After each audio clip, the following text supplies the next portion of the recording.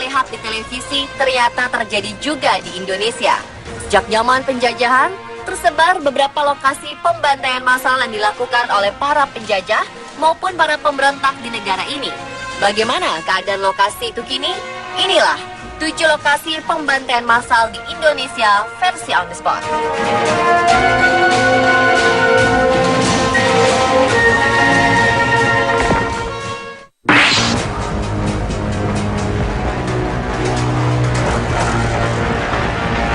Pada masa penjajahan Jepang 1942 hingga 1945, salah satu daerah yang paling ditakuti adalah Kalimantan Barat.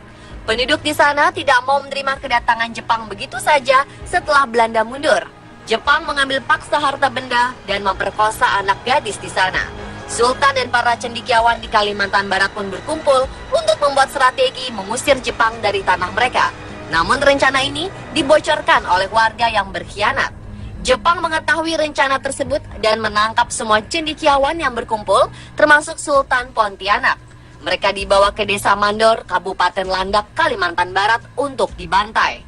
Desa Mandor dipilih karena waktu itu belum banyak penduduk yang tinggal di sana dan area hutan masih luas. Diperkirakan para bangsawan dan cendekiawan ini dibunuh dengan samurai. Ada juga yang mengatakan mulut mereka dimasukkan selang dan diisi air hingga meninggal. Setelah membantai orang-orang penting ini, Jepang tidak berhenti. Mereka mencari pihak keluarga dari korban dan membunuhnya di lokasi yang sama. Ada 21.000 orang yang tewas dalam pembantaian ini. Peristiwa genosida ini sukses membuat Kalimantan Barat kehilangan kaum intelektual selama 3 dasawarsa. Ketika Jepang menyerah dan meninggalkan Indonesia, Sultan Hamid II yang selamat dari pembantaian ini menemukan tulang belulang korban pembantaian. Sultan ini selamat karena ketika Jepang menduduki Indonesia, dia hijrah ke Belanda bersama istrinya yang berkebangsaan Belanda. Dia pun mengumpulkan tulang belulang ini dibantu tim ahli dari Australia dan penduduk setempat. Selama 3 bulan, tulang belulang yang berserakan tersebut akhirnya dimakamkan di 10 makam massal yang sengaja dibangun oleh Sultan. Namun setelah itu, makam ini kemudian sedikit diabaikan. Setelah puluhan tahun, akhirnya pemerintah daerah melakukan perbaikan bagi makam ini. Tanggal 22 Juni 1977, Gubernur Kalimantan Barat meresmikan tempat ini sebagai makam Juang Mandor. Tanggal 22 Juni merupakan tanggal di mana peristiwa berdarah itu terjadi dan hingga sekarang ditetapkan sebagai hari berkabung di Kalimantan Barat.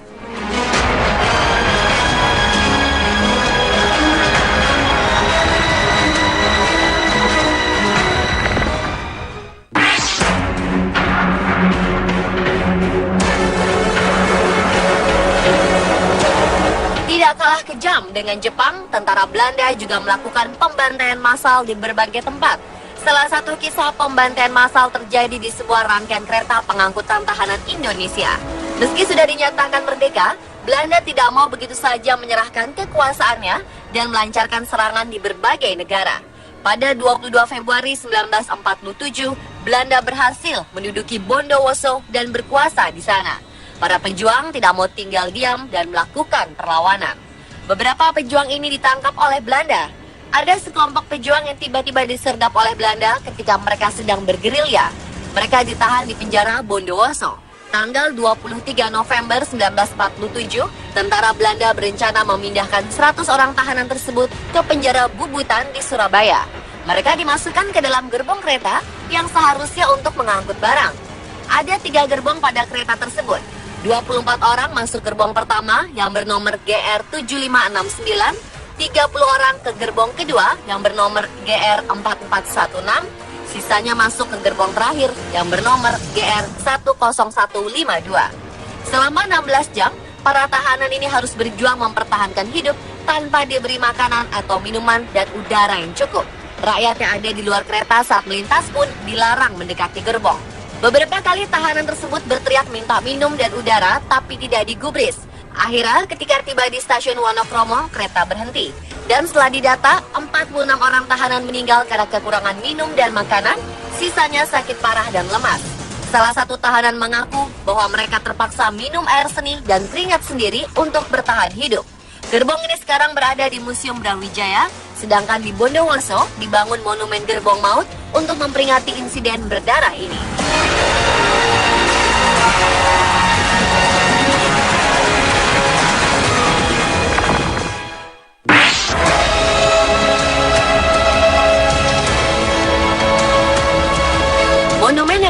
gagah ini merupakan simbol kepedihan rakyat Makassar terhadap tragedi yang dimulai pada 11 Desember 1946 di Desa Batua, Makassar. Pada waktu itu, Belanda masih belum menerima kedaulatan Indonesia sebagai sebuah negara yang merdeka. Tentara Belanda masih menekan rakyat di berbagai daerah, salah satunya rakyat Makassar. Di lapangan Desa Batua, tentara Belanda memaksa rakyat menggali sebuah lubang besar.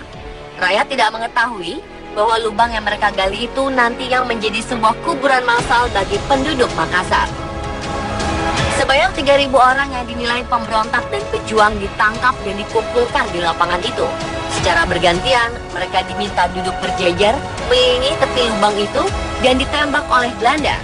Korban yang tertembak akan segera jatuh ke lubang, sehingga tentara Belanda tidak perlu capek menguburkan mereka satu persatu. Tidak hanya para pemimpin dan pejuang saja yang dibantai. Setelah pembunuhan sadis tersebut, tentara Belanda semakin kehilangan akal. Mereka mendobrak pintu-pintu rumah rakyat dan menembaki siapa saja yang terlihat mencurigakan. Dalam waktu 3 bulan, ada 40.000 jiwa yang tewas. Komandan tentara Belanda yang bertanggung jawab atas pembunuhan massal ini bernama Raymond Paul Pierre Westerling. Karena peristiwa tersebut, pembantaian keji ini dinamakan pembantaian Westerling. Tanggal 11 Desember menjadi hari berkabung di Makassar untuk memperingati peristiwa pembantaian tersebut.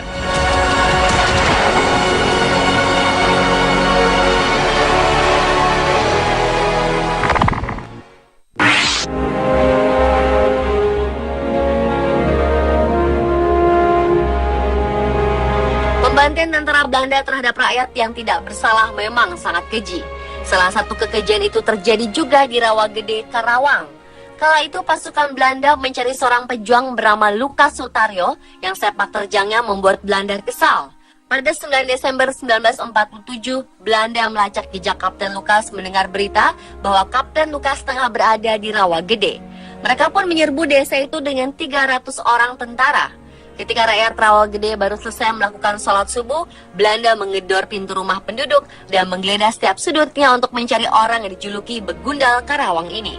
Kesal karena dicari tidak ditemukan, Belanda memerintahkan semua laki-laki yang berusia di atas 14 tahun berkumpul di tengah desa. Mereka dipaksa untuk memberitahukan keberadaan Kapten Lukas. Namun tidak ada yang berbicara, semua bungkam. Kapten Lukas sebenarnya sudah meninggal Rawagede sehari sebelum penyergapan Belanda ini. Karena semua bungkam, peluru tentara Belanda pun akhirnya dilontarkan dan menewaskan semua laki-laki itu. Dalam waktu 12 jam, seluruh laki-laki dewasa di desa ini tewas. Tinggallah para janda dan anak-anak yang meratap mencari suami dan ayah mereka. Keadaan pilu ini bertambah menyedihkan karena mereka terpaksa bahu-membahu menggali liang, menggotong jenazah, dan menguburkan laki-laki yang mereka kasihi. Rawagede berubah menjadi kampung janda yang harus berjuang membesarkan anak-anak mereka. Setelah bertahun-tahun, barulah ada lelaki dewasa di desa ini.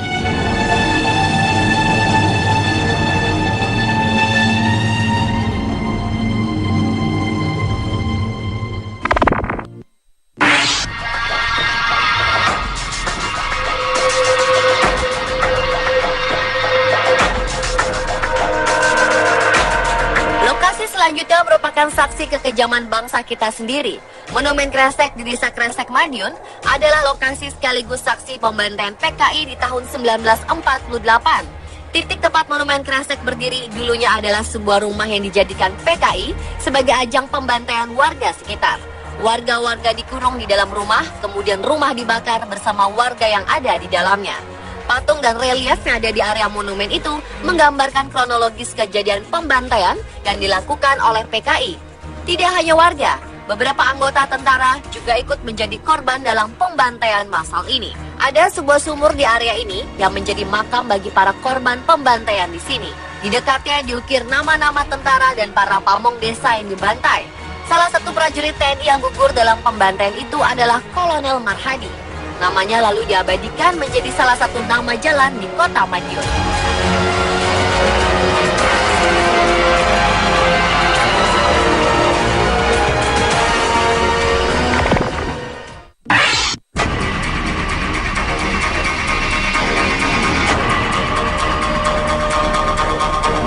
Mei 2013, puluhan tulang belulang manusia ditemukan warga secara tidak sengaja saat melakukan penggalian tanah di Situbondo, Jawa Timur.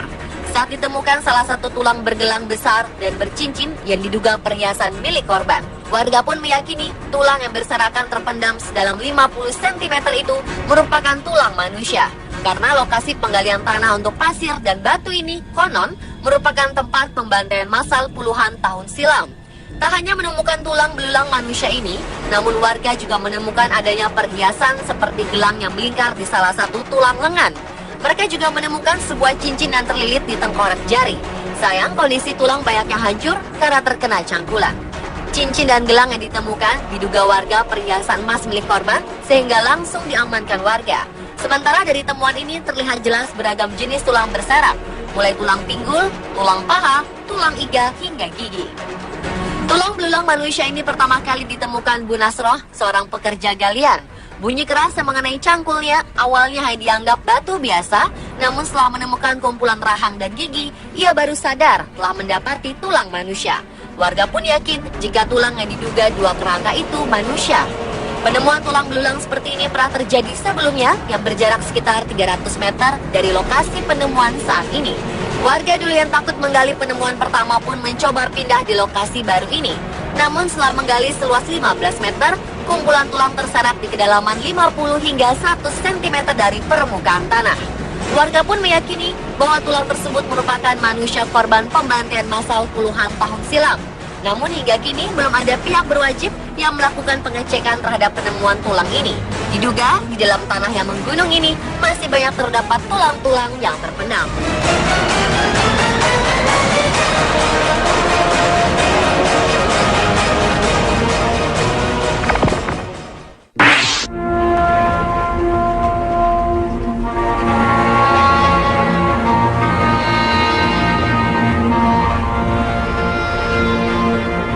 Kejadian G30S sampai sekarang masih menjadi kontroversi. Apapun kebenarannya, korban massal terjadi di seluruh Indonesia, baik dari anggota PKI sendiri maupun di luar PKI. Setelah peristiwa pembunuhan jenderal di Jakarta, anggota PKI pun mengalami tekanan dari berbagai pihak. Terjadi penangkapan besar-besaran terhadap anggota partai beraliran komunis ini. Beberapa kuburan massal pun ditemukan. 2 lubang ditemukan di kawasan hutan Plumbon, Mangkang, Semarang, Jawa Tengah. Berada di belantara hutan Plumbon, Kelurahan Wonosari, Kecamatan Mangkang, Semarang, Jawa Tengah, jejak kuburan massal penumpasan Partai Komunis Indonesia muncul kembali.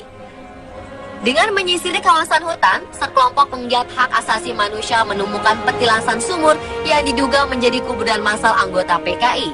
Petilasan kuburan massal ini berbentuk tanah rata di tengah hutan dan dirindangi 2 pohon. Salah satu saksi pembantaian ini menceritakan bahwa kuburan massal ini awalnya berbentuk 3 lubang sumur dengan diameter 2 meter dan kedalaman 1,5 meter. Namun ketika itu yang digunakan untuk kuburan hanyalah 2 lubang. Sebelumnya anggota PKI dieksekusi dengan cara ditembak, mata ditutup plastik, dan tangan terikat. Dikabarkan jumlah jasad anggota PKI yang ada di sumur hutan Plumbon berjumlah 24 orang dan salah satunya wanita.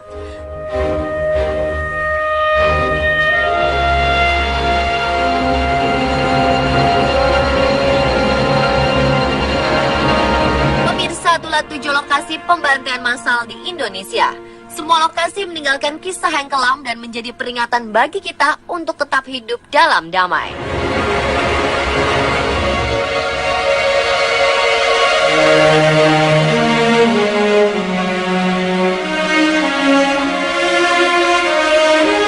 Terima kasih telah menonton. Like, share, subscribe.